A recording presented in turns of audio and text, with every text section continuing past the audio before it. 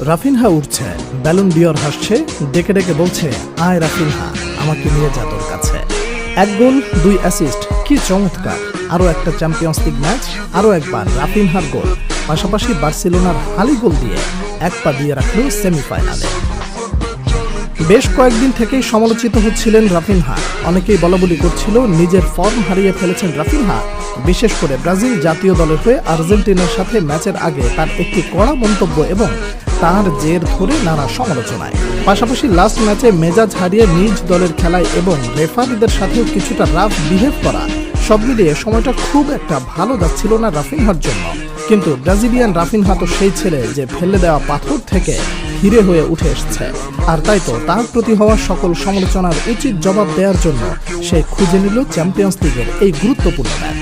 খেলা যখন 24 মিনিট, তখন কুবার্সির পাস থেকে গোল করেন রাফিনহা, আর এই গোলের মাধ্যমে রাফিনহা চ্যাম্পিয়ন্স লিগে এক মৌসুমে সর্বাধিক গোল করা ব্রাজিলিয়ান খেলোয়াড় হয়ে লিখে ফেললেন ইতিহাস। ম্যাচের 36 মিনিটে অবশ্য ডর্টমুন্ডও একটা দারুণ সুযোগ পেয়েছিল, কিন্তু তা কাজে লাগাতে পারেনি। গুইরাসি শট এত আস্তে মেরেছে যে ইজিলি সিজনি সেটাকে পিক করে ফেলেছে।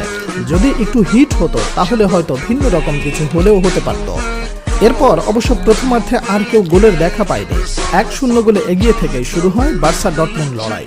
প্রথমার্ধে বার্সাকে একটু শেকি মনে হচ্ছিল, ক্লান্ত লাগছিল তাদের, কিন্তু দ্বিতীয়ার্ধে যেন হাজির হলো সেই পুরনো বার্সা এই সিজনে, যারা কিনা ফ্লিকের জাদু মন্ত্র দিয়ে নাস্তানাবুদ করে দিচ্ছে প্রতিপক্ষকে।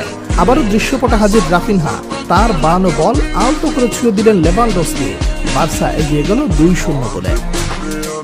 এখানেই থেমে নেই বার্সেলোনা, তারপর আবার গোল দিয়েছে স্কোরশিটে লেভানডস্কি। তবে এবার অ্যাসিস্ট করলেন রাফিনহা। লামিন ইয়ামালের সাথে সুন্দর বোঝাপড়ার পর বল আসে তার পায়ে, আর সেখান থেকে গোল, আর সাথে সাথে স্কোর বোর্ডে ভেসে উঠল বার্সা 3 ডর্টমুন্ড 0। লেভানডস্কি গোল পেয়েছে রাফিনহা, কিন্তু এর মধ্যেও মনে হচ্ছিল কিছু একটা নেই। একটু পরেই বোঝা গেল আসলে কি নেই, লামিন ইয়ামালের গোল নেই। তাই তো লেভানডস্কি আর রাফিনহা মিলে সিদ্ধান্ত নিলেন এবার লামিনকে দিয়ে একটা গোল দেওয়াতেই হবে। যেই কথা সেই কাজ, লেভানডস্কি বল পাঠালেন রাফিনহার কাছে, রাফা খুঁজে বের করলেন লামিন ইয়ামাল কই আছে, পেয়েও গেলেন। তারপর আর কোনো সময় নষ্ট না করে বল পাঠিয়ে দিলেন লামিন ইয়ামালের কাছে।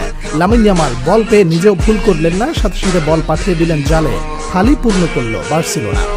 পাশাপাশি রাফিনহা হয়ে গেলেন এই সিজনের চ্যাম্পিয়ন্স লিগের 12তম গোল, সিজনের সর্বোচ্চ গোলদাতা, পাশাপাশি 7টা অ্যাসিস্ট, সিজনের সর্বোচ্চ অ্যাসিস্টকারী হয়ে গেলেন রাফা। উড়ন্ত রাফিনহাকে কোনোভাবেই আর আটকে রাখা যাচ্ছে না। মাঝখানে 2-1 দিন ছিলেন ফর্মের বাইরে, কিন্তু এবার ফিরে এসেছেন তিনি।